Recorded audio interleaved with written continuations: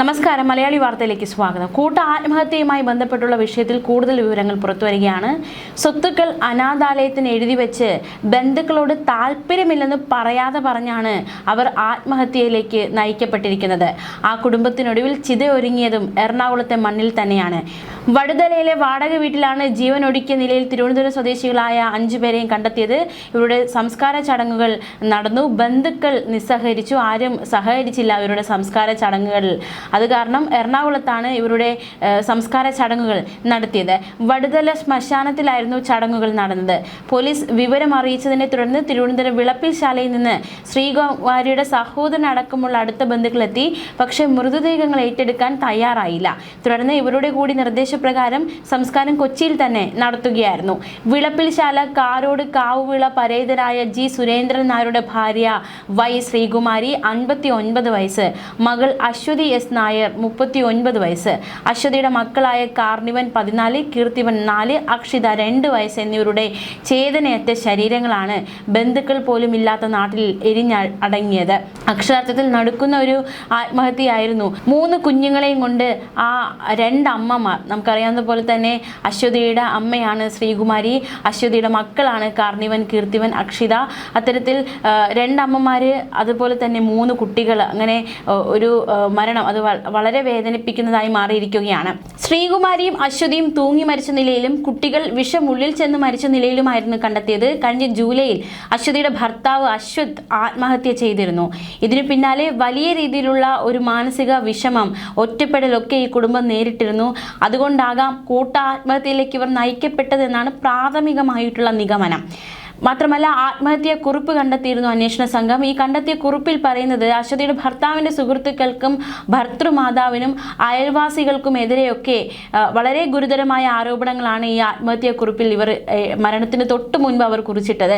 ഭർത്താവിൻ്റെ മരണശേഷം തങ്ങൾ നേരിട്ട അവഗണന, പീഡനം, അതിനെല്ലാം എണ്ണി ആ കത്തിൽ അവർ നിരത്തിയിട്ടുണ്ടായിരുന്നു. സ്വന്തം വീടിനടുത്ത് അയൽവാസികളുമായി നിലനിന്നിരുന്ന തർക്കങ്ങൾ, ഇതിനെക്കുറിച്ചും ഈ കത്തിൽ പരാമർശമുണ്ടായിരുന്നു. കുറിപ്പിൽ പരാമർശിക്കുന്ന വരിൽ നിന്ന് അടുത്ത ദിവസങ്ങളിൽ പോലീസ് മൊഴിയെടുക്കും. ഇവരുടെയൊക്കെ, അതായത് ആരെയൊക്കെ കുറിച്ചാണോ ഈ ആത്മഹത്യാ കുറിപ്പിൽ അശ്വതിയും അതുപോലെ തന്നെ മാതാവും ഗുരുതര ആരോപണങ്ങൾ ഉന്നയിച്ചിരിക്കുന്നത്, അവരിൽ നിന്ന് മൊഴിയെടുക്കാനാണ് അന്വേഷണ സംഘത്തിന്റെ നീക്കം. ആത്മഹത്യാ പ്രേരണ കുറ്റം നിലനിൽക്കുമോ എന്ന കാര്യവും പോലീസ് പരിശോധിക്കുന്നുണ്ട്. എന്തായാലും കടുത്ത അവഗണന ഇവർ നേരിട്ടിരുന്നു. മാത്രമല്ല, ഒറ്റപ്പെടൽ നേരിട്ടിരുന്നു. മറ്റെന്തെങ്കിലും, അതായത് ബന്ധുക്കൾ സഹകരിക്കാത്ത രീതിയിലാണ് അവരുടെ സംസ്കാര ചടങ്ങുകൾ നടന്നത്. അപ്പോൾ ബന്ധുക്കളുമായി നിലനിന്നിരുന്ന പ്രശ്നങ്ങൾ എന്തൊക്കെയാണ് എന്നത് നിലവിൽ ഉയർന്ന ശക്തമായ ചോദ്യം തന്നെയാണ്. എന്തായാലും അന്വേഷണത്തിൽ നിന്ന് മനസ്സിലാക്കാൻ സാധിക്കും. എന്തായാലും ഇത്തരത്തിൽ, അതായത് ആത്മഹത്യാ പ്രേരണ കുറ്റം ചുമത്തേണ്ട തരത്തിൽ എന്തെങ്കിലും ഉണ്ടോ എന്നതടക്കമുള്ള കാര്യങ്ങൾ വിശദമായി പരിശോധിക്കും. അതേസമയം തങ്ങളുടെ ഉടമസ്ഥതയിലുള്ള വീടും സ്ഥലവും മറ്റു സ്വത്തുവകകളും അർഹതപ്പെട്ട അനാഥാലയത്തിന് വിട്ടു നൽകണമെന്നാണ് അശ്വതി കുറിപ്പിൽ ആവശ്യപ്പെട്ടത്. ഞങ്ങൾ പോകുന്നു എന്ന വാക്കുകളോടെയാണ് കത്ത് അവസാനിച്ചിരിക്കുന്നത്. ബന്ധുക്കളുമായി അകന്നു നിന്നിരുന്ന കുടുംബം ആരോടും മിണ്ടാതെയും പുറം ലോകവുമായി ബന്ധപ്പെടാതെയുമാണ് വടുതലയിലെ ആഡംബര വില്ലയിൽ കഴിഞ്ഞത്. ഒടുവിൽ മരണശേഷവും ആ അകൽച്ച തുടർന്ന ബന്ധുക്കൾ മൃതദേഹം പോലും വേണ്ടെന്ന് വെച്ചു. അശ്വതിയുടെ മകന്റെ ചികിത്സയുമായി ബന്ധപ്പെട്ട് 2 മാസം മുമ്പ് ഇവർ കൊച്ചിയിലേക്ക് മാറിയിരുന്നു. 45,000 രൂപ വാടകയുള്ള വില്ലയിൽ സാമ്പത്തിക പ്രയാസങ്ങളൊന്നും ഇല്ലാതെയാണ് ഇവർ കഴിഞ്ഞിരുന്നതെന്നാണ് പോലീസ് അന്വേഷണത്തിൽ മനസ്സിലാക്കാൻ സാധിക്കുന്നത്. അത്തരത്തിൽ സാമ്പത്തിക പ്രശ്നമൊന്നും ഇല്ലെങ്കിൽ എന്തുകൊണ്ട് ആത്മഹത്യയിലേക്ക് നയിക്കപ്പെട്ടു എന്നതൊരു ചോദ്യമായി ഉയരുകയാണ്. വീട് ഒഴിയുകയാണെന്ന് അറിയിച്ച് വാടക മുഴുവൻ വീട്ടുടമസ്ഥന് നൽകിയ ശേഷമായിരുന്നു 5 പേരും മരണത്തിലേക്ക് നടന്നത്. അതായത് മരണത്തിന് തൊട്ട് മുന്നേ തന്നെ കടങ്ങളെല്ലാം തീർക്കുന്നു, അല്ലെങ്കിൽ വീട്ടേണ്ടതെല്ലാം വീട്ടുന്നു. ആർക്കും ഒരു കടക്കാരായി മരിക്കേണ്ട എന്നൊരു തീരുമാനം അവർ തീരുമാനിച്ചുറപ്പിച്ചതുപോലെയായിരുന്നു അവരുടെ പ്രവർത്തനം.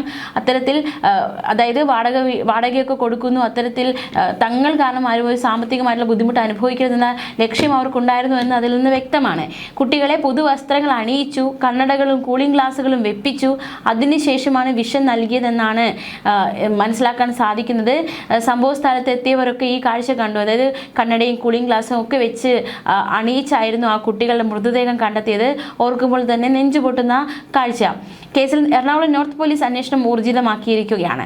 അമ്മയുടെയും സഹോദരിയുടെയും മൃതദേഹങ്ങൾ പോലും ജന്മനാട്ടിലേക്ക് കൊണ്ടുപോകാൻ താല്പര്യമില്ല എന്ന് സഹോദരൻ നിലപാടെടുത്തിരുന്നു. ഇതോടെയാണ് വടുതല ശ്മശാനത്തിൽ സംസ്കാരം നടന്നത്. പോലീസ് കണ്ടെത്തിയ 2 പേജുള്ള ആത്മഹത്യാക്കുറിപ്പിൽ അശ്വതിയുടെ ഭർത്താവിന്റെ സുഹൃത്തുക്കൾക്കും ഭർത്തൃമാതാവിനും അയൽവാസികൾക്കുമെതിരെയാണ് രൂക്ഷ വിമർശനമുള്ളത്. ഭർത്താവിന്റെ മരണശേഷം ഇവരിൽ നിന്നുണ്ടായ പെരുമാറ്റങ്ങൾ വല്ലാതെ തളർത്തി എന്നാണ് കത്തിൽ വ്യക്തമാക്കുന്നത്. കുറിപ്പിൽ പരാമർശിക്കുന്ന ഈ വില്ലന്മാർക്കും വില്ലത്തികൾക്കുമെതിരെ അന്വേഷണം ഊർജിതമാക്കാനാണ് പോലീസിന്റെ തീരുമാനം. ഞങ്ങൾ പോകുന്നുവെന്ന് ചുരുങ്ങിയ വാക്കുകളിൽ ഒതുക്കി, പക്ഷേ തങ്ങളുടെ സമ്പാദ്യം അനാഥാലയത്തിന് നൽകണമെന്ന വില്ല് നടപ്പാകുമെന്ന ഉറച്ച വിശ്വാസത്തിലാണ് അവർ.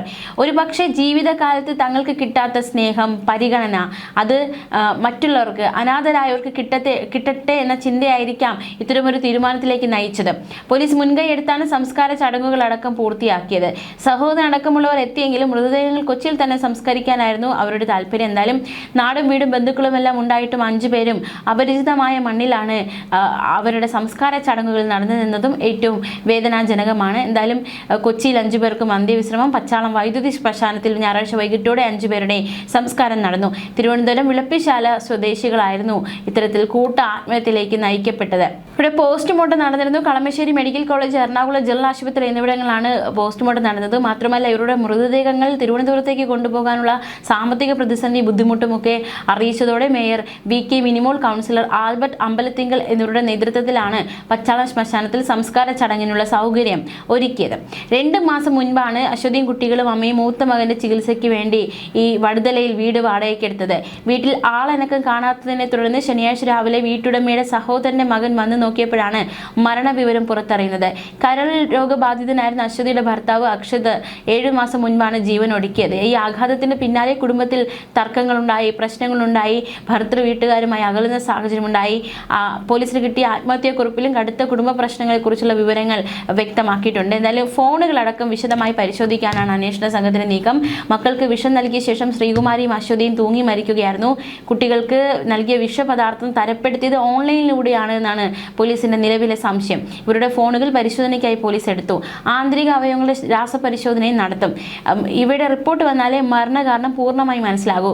വടുതലയിൽ വാടകയ്ക്ക് താമസം തുടങ്ങിയത് മുതൽ കുടുംബം ഭക്ഷണവും മറ്റുമെല്ലാം ഓൺലൈനിലൂടെയാണ് വാങ്ങിയിരുന്നത്.